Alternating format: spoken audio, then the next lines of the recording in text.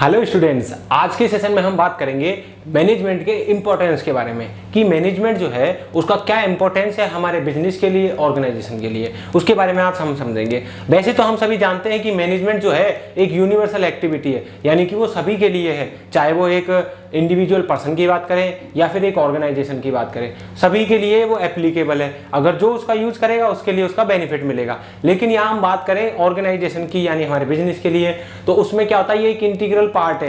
क्योंकि अगर इसको नहीं से यूज कर, मतलब सही ढंग से इसका यूज नहीं किया गया, यानी कि वहां पर मैनेजमेंट का यूज नहीं किया गया, तो क्या होगा, उसकी वजह से ये होगा कि आपके जो टारगेट्स हैं उनको टाइम पर आप अचीव नहीं कर पाएंगे।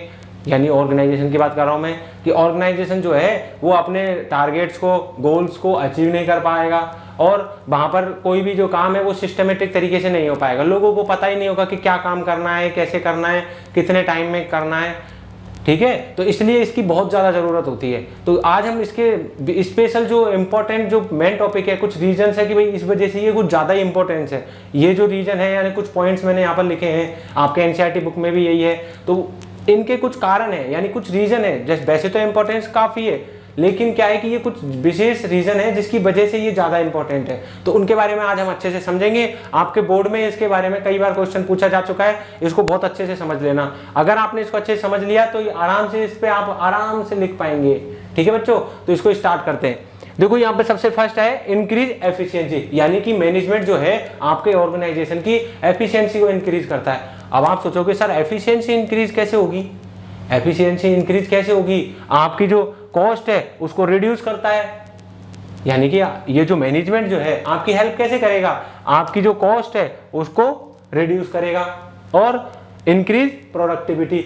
ये तो सिंपल सी बात है कि भाई अगर आपकी कॉस्ट रिड्यूस होगी तो आपकी क्या होगा, वो कॉस्ट वाला पैसा बचेगा तो आपकी प्रोडक्टिविटी बढ़ जाएगी। उतने पैसे से आप कुछ और काम कर पाएंगे तो आपकी प्रोडक्टिविटी क्या होगी, बढ़ जाएगी। तो इसकी वजह से क्या होगा, आपका जो मैनेजमेंट जो है वो आपकी प्रोडक्टिविटी को बढ़ाएगा और कॉस्ट को रिड्यूस करने की कोशिश करेगा। मैंने भी पहले एग्जांपल दिया था ना कि लोगों को पता नहीं होगा कि क्या काम करना है, कितने टाइम में करना है, तो आपकी कॉस्ट हाई रहेगी, प्रोडक्टिविटी कम रहेगी। लेकिन जब उनको पता होगा कि ये जो टारगेट है, यानी इतनी यूनिट्स आपको इतने टाइम में बनानी है, विद इन 2 डेज या 3 डेज जो भी है, तो फिर क्या होगा कि आपकी प्रोडक्टिविटी बढ़ जाएगी और फिर जो टाइम बचेगा उसमें कुछ और काम करेंगे तो प्रोडक्टिविटी बढ़ जाएगी आपकी। ये सब कैसे होगा?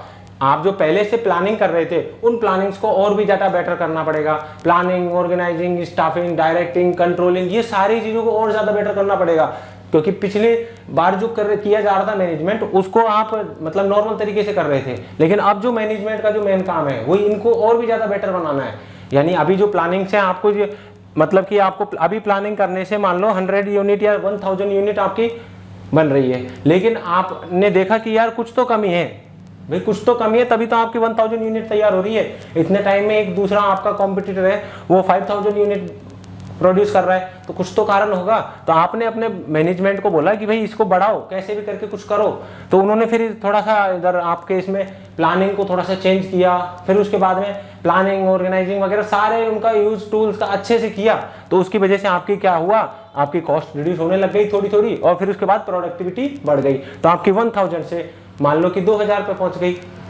ठीक है, फिर धीरे धीरे इंक्रीज होगी। जैसे जैसे आप अपने अंदर बेटर इंप्रूवमेंट लाते जाएंगे, आपकी जो क्वालिटी है वो बढ़ती चली जाएगी। समझ में आया यहाँ पर? तो फर्स्ट पॉइंट हो गया इंक्रीज एफिशिएंसी। आपकी एफिशिएंसी को इंक्रीज करने में हेल्प करता है। कौन करता है? मैनेजमेंट। फर्स्ट पॉइंट क्लियर हो गया। चलो नेक्स्ट पॉइंट पढ़ते हैं। मैनेजमेंट जो है किस में हेल्प करता है? Achieving group goals. अब ये जो आपका ऑर्गेनाइजेशन है उसके ग्रुप गोल्स भी कुछ होते हैं। वैसे तो आपका फर्स्ट टारगेट क्या होता है कि आपको ग्रोथ लानी है, यानी कि अभी मान लो आपका एक नॉर्मल ऑर्गेनाइजेशन है छोटा सा, तो आपने अभी देखा कि पहले तो सबसे पहले इस ऑर्गेनाइजेशन को बड़ा करना है, फिर उसके बाद में अपनी और ब्रांचेस खोलनी है और भी ज्यादा इसको डेवलप करना है। तो उसके लिए आपके कई सब अलग अलग डिपार्टमेंट होंगे, तो उन सभी डिपार्टमेंट्स में अलग अलग सभी के पास में छोटे छोटे गोल होंगे। फाइनेंस डिपार्टमेंट का अलग होगा, सेल्स डिपार्टमेंट का अलग होगा। ठीक है, इसी तरीके से और भी आपके अलग अलग जो आपके जो ऑर्गेनाइजेशन है उसके अकॉर्डिंग उसके अलग अलग डिपार्टमेंट्स होंगे, तो उनके सभी के अलग अलग गोल्स क्या होंगे, अलग अलग होंगे। सीधी सी बात है। तो होने उनका सबका डायरेक्शन क्या होगा, सेम गोल होगा, ऑर्गेनाइजेशन का जो गोल है वही होगा। लेकिन अभी तो आपको क्या करना पड़ेगा, सबको अलग अलग काम करना पड़ेगा, तब फिर वो गोल जो है काम किसके लिए करेगा, उस मेन गोल के लिए काम करेगा। अब ये जो मेन यहाँ पर काम आता है वो किसका आता है, मैनेजमेंट में आपके मैनेजर का। वो क्यों? क्योंकि जो मैनेजर है ना वो आपके सभी लोगों को यानी इंडिविजुअल जितने भी एम्प्लॉयज हैं उन सभी एम्प्लॉय को कॉमन डायरेक्शन देगा, तभी तो काम हो पाएगा। सभी लोग अलग अलग दिशाओं में काम करते रहेंगे तो काम नहीं हो पाएगा। लेकिन सबको मैनेजर जो है, मैनेजमेंट में सबसे हेड जो होता है वो मैनेजर होता है, तो वो बताएगा कि इस गोल को अचीव करने के लिए हमको ये करना पड़ेगा, प्रोडक्शन डिपार्टमेंट को ये करना पड़ेगा, प्लानिंग डिपार्टमेंट को ये करना पड़ेगा, R&D डिपार्टमेंट है तो उसको ये करना होगा। इस तरीके से मैनेजर पहले डिसाइड करेगा।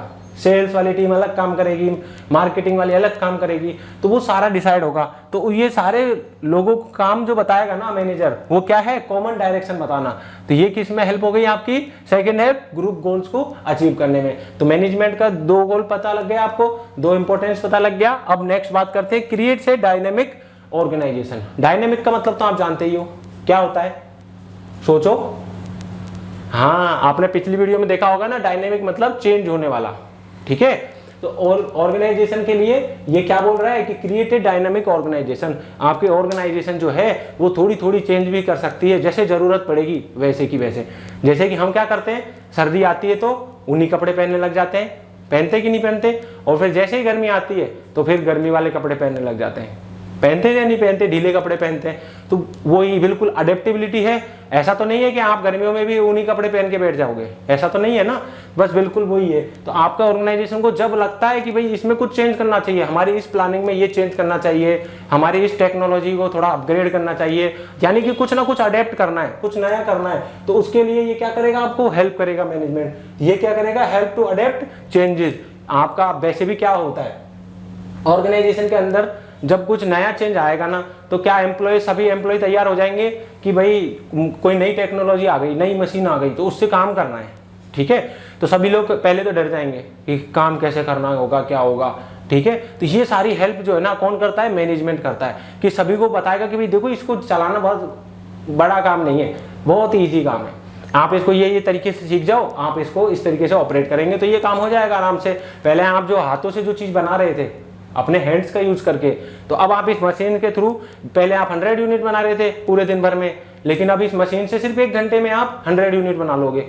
तो इससे क्या होगा? आपकी एफिशिएंसी बढ़ेगी, ऑर्गेनाइजेशन को फायदा होगा, और ऑर्गेनाइजेशन को फायदा होगा तो आपकी भी सैलरी बढ़ेगी, बढ़ेगी नहीं बढ़ेगी, वेजेस बढ़ जाएगी, सीधी सी बात है। तो उससे क्या होगा? ऑर्गेनाइजेशन के अंदर डायनेमिक चेंज होगा, सीधी सी बात है, ठीक है। नेक्स्ट बात करते हैं, मैनेजमेंट जो है वो क्या करता है? Help in achieving personal objective, यानी कि आपके पर्सनल ऑब्जेक्टिव को भी अचीव करने में हेल्प करता है। क्योंकि और आपका जो मैनेजमेंट है ये क्या करता है? आप वहां पर जो काम करने वाले एम्प्लॉयज हैं उनके अंदर एक टीम स्पिरिट वाली भावना को क्रिएट करता है, ठीक है।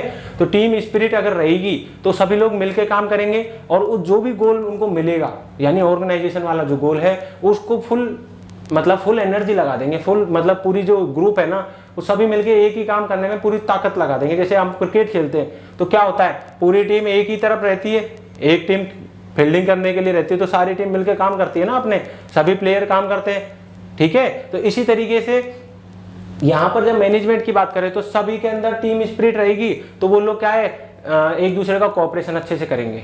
दूसरा कि अच्छे से जब साथ देंगे तो उसकी वजह से क्या होगा कि जो भी आपका गोल्स है उसको अचीव किया जा पाएगा ऑन टाइम, वो भी ऑन टाइम, ठीक है। तो इसमें हेल्प करता है, कौन करेगा? मैनेजमेंट। ये भी एक बहुत इंपॉर्टेंट रोल हो गया मैनेजमेंट का, हुआ कि नहीं हुआ। अब नेक्स्ट आता है, मैनेजमेंट जो है हेल्प करता है किसमें? Development of society. मैनेजमेंट जो है आपकी सोसाइटी के डेवलपमेंट में भी हेल्प करता है। ऐसा ही नहीं है कि जो मैनेजमेंट जो है सिर्फ ऑर्गेनाइजेशन की सक्सेस के लिए ही काम करता रहेगा, नहीं।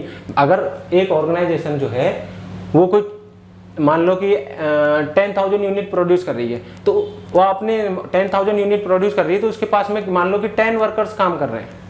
अभी 10 लोगों को उन्होंने क्या दे रखा है? एम्प्लॉयमेंट दे रखा है, उनको पैसा मिल रहा है, उनका भी घर चल रहा है, ठीक है। लेकिन अगर मान लो कि वो जो मैनेजमेंट है उसको प्रोडक्शन को और बढ़ाएगा तो उसकी वजह से क्या होगा? सोसाइटी को हेल्प होगी। कैसे होगी?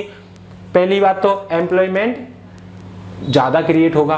अगर एम्प्लॉयमेंट अपॉर्चुनिटी बढ़ेगी तो उसकी वजह से क्या होगा? सोसाइटी में लोगों को नया ज़्यादा एम्प्लॉयमेंट मिलेगा, तो उनकी लाइफ और भी ज़्यादा बेटर हो पाएगी, हो पाएगी कि नहीं हो पाएगी। तो उससे क्या होगा कि जैसे जैसे एम्प्लॉयमेंट, और एम्प्लॉयमेंट ऐसे तो नहीं है कि एक जो ऑर्गेनाइजेशन है उसको 10 लेबर्स की जरूरत है वो 20 को ले लेगा, ऐसा नहीं होगा। वो क्या होगा कि जैसे जैसे उसकी सेल्स बढ़ेगी, उसको लगेगा कि मार्केट में उसके प्रोडक्ट की डिमांड है, तो वो जो काम एक दिन में कंप्लीट हो रहा है उसको वो लोग और वर्कर्स को लगा के और जल्दी खत्म करने की कोशिश करेंगे। तो उससे क्या होगा, उनका प्रोडक्शन बढ़ जाएगा। ठीक है, तो उससे क्या होगा, एम्प्लॉयमेंट अपॉर्चुनिटी क्रिएट होगी। दूसरा क्या होगा कि जब वहां पर सोसाइटी के लिए जब एक मैनेजमेंट जो है ऑर्गेनाइजेशन की तरफ से सोचता है, तो वो ये भी देखेगा कि भाई क्या हो रहा है कि आपके सोसाइटी के लिए गुड क्वालिटी प्रोडक्ट और सर्विसेज जो है उनको रेंडर किया जा सके, प्रोड्यूस किया जा सके। क्योंकि आप भी तो यही चाहते हो कि अगर आप कोई 100 रुपये खर्च करते हो किसी प्रोडक्ट पे, तो उसकी क्वालिटी बहुत अच्छी होनी चाहिए, या फिर वो सर्विस जो है बहुत अच्छी होनी चाहिए। ऐसा तो है नहीं कि आपने पैसे दिए, आपको जो भी मिल गया वो ले लिया आपने, ऐसा थोड़ी होगा। आप भी तो 4 बार देखने के बाद ही कुछ परचेज करते हो। तो यहाँ पर मैनेजमेंट जो है क्या करता है, उस प्रोडक्ट को, सर्विसेज को और भी बेटर बनाने में, क्वालिटी वगैरह सब चेक करने में हेल्प करता है। तो ये एक मैनेजमेंट की बहुत बड़ा इंपॉर्टेंट रोल हो गया यहाँ पर। यहाँ तक आपको समझ में आ गया बच्चों? बहुत ईजी पॉइंट्स हैं। तो ये 5 से 6 पॉइंट है, इनको अच्छे से जान लेना। तो उससे क्या होगा कि आपको पता लगेगा कि भाई मैनेजमेंट जो है वो उसका क्या इंपॉर्टेंस है हमारे बिजनेस में। अपने पर्सनल लाइफ के रिलेटेड तो कभी पूछा नहीं जाता आपके एग्जाम में, लेकिन मैनेजमेंट बिजनेस से रिलेटेड आप पढ़ रहे हो तो बिजनेस से रिलेटेड पूछा जाएगा। आप अपनी पर्सनल लाइफ में भी अगर इन इंपॉर्टेंस को जो आपको बताई गई है इनका आप अच्छे से यूज करें, तो आप अपनी पर्सनल लाइफ में भी कुछ चेंज ला सकते हो। लेकिन उसके लिए आपको ब्रॉड थिंकिंग करनी पड़ेगी। पर फिलहाल आपको क्या करना पड़ेगा, अपनी बोर्ड एग्जाम के अकॉर्डिंग इनको अच्छे से समझना पड़ेगा। इन जो कॉन्सेप्ट है इसको समझो। एक बार आपको ये समझ में आ गया तो फिर बुक रीड करने के बाद में आप अच्छे से आंसर राइटिंग कर पाएंगे और अच्छे मार्क्स गेन कर पाएंगे। तो आज के सेशन में बस इतना ही, मिलते हैं फिर नेक्स्ट वीडियो में। तब तक के लिए धन्यवाद। जय हिंद।